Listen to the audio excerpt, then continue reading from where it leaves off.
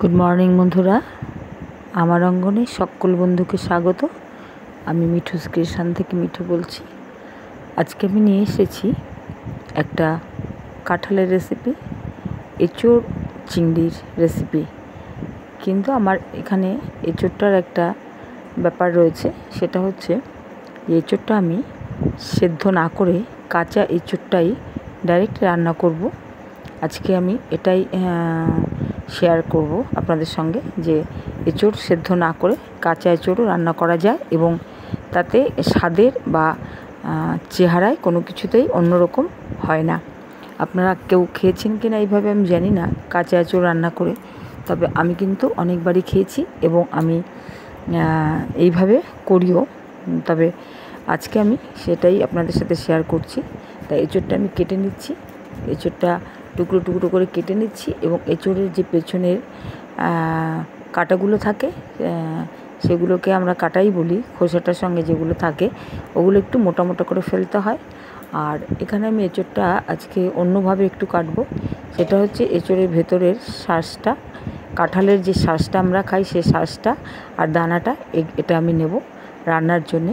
আর দানাটাকে ঘিরে যে একটা পর্দা থাকে সেই পর্দাগুলো এবং ভুচড়ো যেগুলো সরু সরু শাঁস মতনই একটু সরু সরু যেগুলো থাকে, এগুলো আমরা পাকলে কাঁঠালের শাঁসটা তুলে নিই, কোয়াটা তুলে নিয়ে বাদবাকিটা অংশটা যে ফেলে দিই সেগুলো আমি এখানে ফেলে দেবো।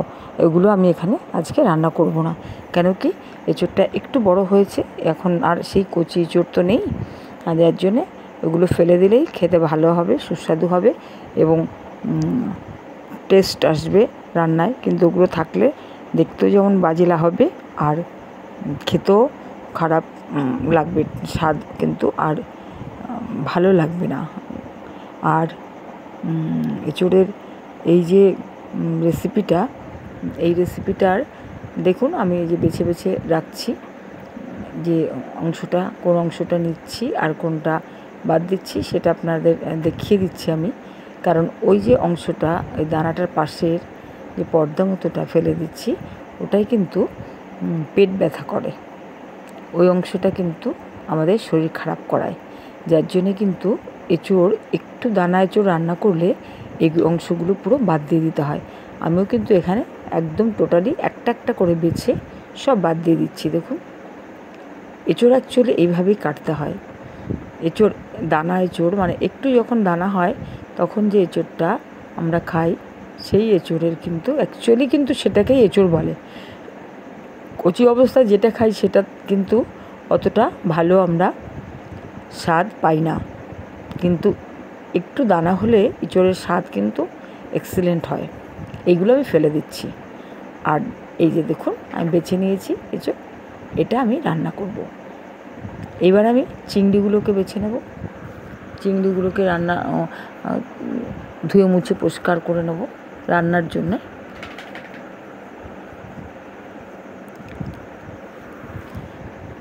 চিংড়ির অতিরিক্ত ষড়যন্ত্রটা কিন্তু চিংড়ি থেকে বের করে দিলে ভালো হয়। এটা অনেক সময় শ্লেষ্মা যাদের থাকে তাদের শরীরের ক্ষতি করে।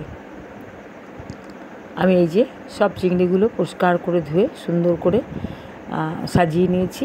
এবার এগুলো প্রথমে আমি মাছগুলো মানে চিংড়িগুলো ভেজে নেব। সেই জন্যে অন্য একটা বাটিতে আমি নিয়ে একটু নুন হলুদ মাখিয়ে নিচ্ছি, চিংড়িটাতে মাখিয়ে নিয়ে চিংড়িটা ভেজে নেব। চিংড়িটা কড়াইতে তেল দিয়ে চিংড়িটা আমি ভেজে নেব। চিংড়িটা কিন্তু একটু কম ভাজতে হয়, অনেকক্ষণ ধরে চিংড়ি ভাজলে কিন্তু চিংড়িটা প্রচণ্ড শক্ত হয়ে যায় এবং ছিবড়ে স্বাদ আসে। সেই জন্য চিংড়িটা কিন্তু বেশি লাল করে ভাজতে গেলে, বেশি কড়া করে ভাজতে গেলে খেতেও কিন্তু বেশি ভালো লাগে না। সেই জন্য চিংড়িটা একটু তুলনামূলক একটু কম ভাজা তুলে রাখতে হয়। আমিও এখানে সেটাই করব। চিংড়িটা একটু এপিট ওপিট করে ভেজে নিয়ে তুলে রাখবো। দেখো চিংড়িটা আমার হয়ে গেছে। এই আমি এবার অন্য পাত্রে তুলে নিচ্ছি। এবার এই তেলটার মধ্যেই আমি রান্না করব।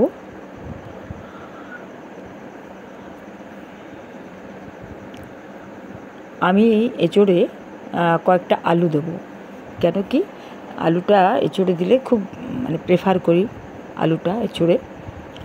আমি কড়াইতে তেল দিয়ে তার মধ্যে দিয়ে দিলাম একটা তেজপাতা, আর দিয়ে দেবো কয়েকটা গোটা গরম মশলা, দারচিনি, এলাচ ও লবঙ্গ। এইটা দিয়ে আমি দিয়ে দেবো দুটো আলু আমি পিস পিস করে কেটে রেখেছি। সে আলু দুটো আমি প্রথমে ভেজে নেব, ভালো করে আলুটা একদম নেড়ে চেড়ে ভেজে নেব।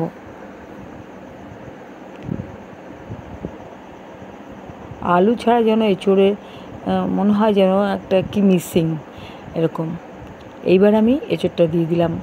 আমি এইবার আলু আর এঁচোড়টা অনেকক্ষণ সময় ধরে খুব ভালো করে নেড়ে চেড়ে কষাতে থাকবো, কেন কি আমি এঁচোড়টা তো সেদ্ধ করিনি, কাঁচা এঁচোড়টা আমি রান্না করছি, তাই আমি খুব ভালো করে আলুটা এবং এঁচোড়টা তেলের পরে ঢেকে ঢেকে কষিয়ে নেব। এঁচোড়টা কষানো হতে হতে আমি মশলা করে নেব। আমি করে নিচ্ছি এখানে আদা আর রসুন, আদা রসুনটা আর একটু জিরে দিয়ে দিচ্ছি, সাদা জিরে। জিরেটা আমি মোটামুটি গুঁড়ো ইউজ করি না, আমি এইভাবে বেটে বেটেই নেই। একটু জল দিয়ে আমি পেস্টটা করে নিচ্ছি।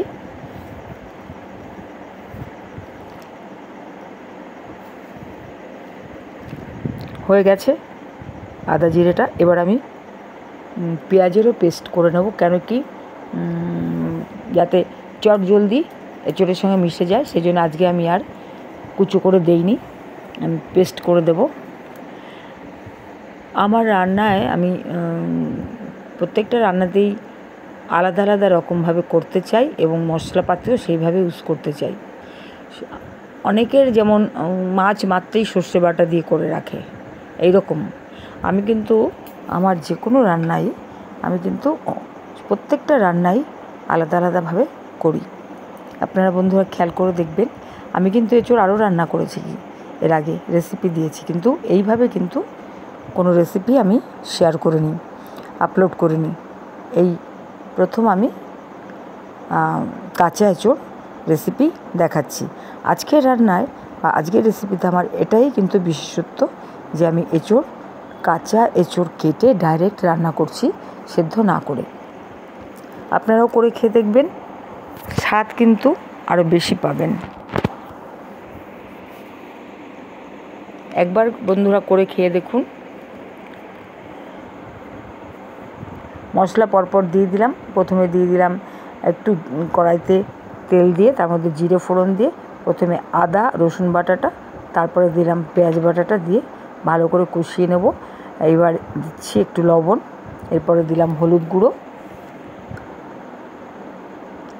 মশলাটা যত ভালো কষানো হবে মোটামুটি টেস্ট কিন্তু তত ভালোই দেখা যায়, ঠিক আছে। কিন্তু আমরা অনেক বেশি মশলা অনেক সময় খেতে পারি না। দিয়ে দিলাম একটু ধনে গুঁড়ো, কেন কি যতটা দরকার ততটাও দিতে পারি না, কারণ আমাদের সকলের কথা চিন্তা করতে হয়। রান্না করলে তো শুধু হবে না, বাড়ির সকলে সেটা খাবে, সেই জন্যে সেটা মাথায় রেখে আমি তুলনামূলক একটু মশলা কম ব্যবহার করি, কারণ আমি নিজেই সুগার এবং প্রেশার, হাই প্রেশার, যার জন্য আমাকে একটুখানি এটা খেয়াল রাখতে হয়, মাথায় রাখতে হয় আর কি। কিন্তু এরপরে আমি দিয়ে দিচ্ছি যে আমি কষে নিয়েছিলাম আমার এঁচোড় ও আলু, গরম মশলা ও তেজপাতা ফোড়নও দিয়ে আমি এঁচোড়টাকে খুব ভালো করে একদম ঝরঝরে, দেখুন এক ফোঁটা জলও ভাব নেই, খুব সুন্দর করে আমি এটাকে কষিয়ে নিয়েছি। কেন কি আমি যেহেতু কাঁচা এঁচোড় রান্না করছি, তাই আমি এটা একদম ভালো করে কষিয়ে নিলাম। এইবার আমি দিয়ে দিলাম লঙ্কা গুঁড়ো, খুব ভালো করে কষিয়ে নেব। দিয়ে দেবো এতে একটু জল দিয়ে খুব ভালো করে এঁচোড়টাকে বারবার নেড়ে চেড়ে আমি কষিয়ে নেব। কেন কি যেহেতু আমি এখানে কাঁচা এঁচোড় ব্যবহার করছি, মানে রান্না করছি, রান্না করছি, আমি সেদ্ধ না করে আমি সেই এঁচোড়টা রান্না করছি, সেই জন্যে আমি খুব ভালো করে এখানে কষিয়ে নেব। যতটা ভালো এখানে কষানো হবে ততটাই এঁচোড়টা সেদ্ধ হয়ে যাবে, কষাতে কষাতেই সেদ্ধ হয়ে যাবে অর্ধেকেরও বেশি। আর তখনই কিন্তু এঁচোড়ে জল দিলে রান্নাটা অনেক সুস্বাদু হয়। দেখুন এঁচোড়টা এক ফোঁটা জল নেই, কত সুন্দর করে আমি এটাকে কষিয়েছি, কি অসাধারণ লাগছে দেখুন। আর তেলও কিন্তু আমি তত বেশি মারাত্মক দিইনি। এবার আমি দিয়ে দিলাম গ্রেভির জন্য জল, কারণ এঁচোড়টা তো কাঁচা, তাই একটু জলটা তুলনামূলক বেশি দিতে হবে। টকবক করে ফুটছে, আলু উচ্ছে নয়, সরি, এঁচোড়, কি ভুলভাল বলছি। সেদ্ধ হয়েছে কি না আমি একটু দেখে নেব।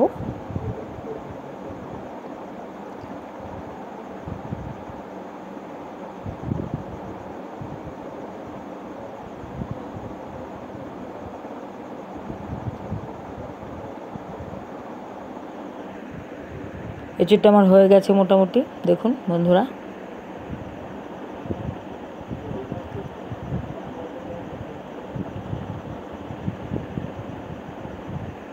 খুব ভালোভাবে এঁচোড় সেদ্ধ হয়ে গেছে। এবার আমি দিয়ে দিলাম চিংড়ি মাছটা।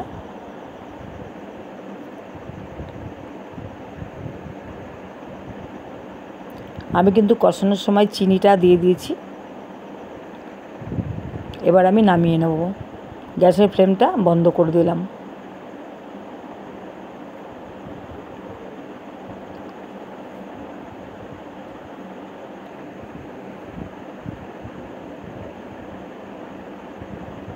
আমি রান্না একদম পরিবেশন করে নিচ্ছি, আর গরম ভাতে দারুণ জমে যাবে, অসাধারণ আজকের রেসিপি। দেখতে যেমন সুন্দর হয়েছে, খেতেও ততটাই সুন্দর হবে। একদম অন্যরকমভাবে রান্না করলাম। কে এরকম কাঁচা এঁচোড় সেদ্ধ না করে ডাইরেক্ট কেটেই রান্না করেছেন, কমেন্ট করে জানাবেন বন্ধুরা। আর যদি খেয়ে না থাকেন কেউ কোনো বন্ধু, তাহলে একবার এরকম করে খেয়ে দেখবেন যে কতটা সুন্দর টেস্ট। কারণ সেদ্ধ করলে অনেকটাই খাদ্যগুণ কমে যায় আমাদের খাবারের, আর ডাইরেক্ট রান্না করলে সেই খাদ্যগুণটা বজায় থাকে। আজকের রেসিপি ভালো লাগলে সাবস্ক্রাইব করে সঙ্গে থাকবেন। নতুন বন্ধুদের বলবো সাবস্ক্রাইব করলে বেল আইকনটা অবশ্যই প্রেস করবেন, লাইক কমেন্ট করবেন, আর তাতে নোটিফিকেশানটা আমি যে কোনো রেসিপি আপলোড করলেই নোটিফিকেশানটা আপনার কাছে পৌঁছে যাবে। নমস্কার, আবার দেখা হবে।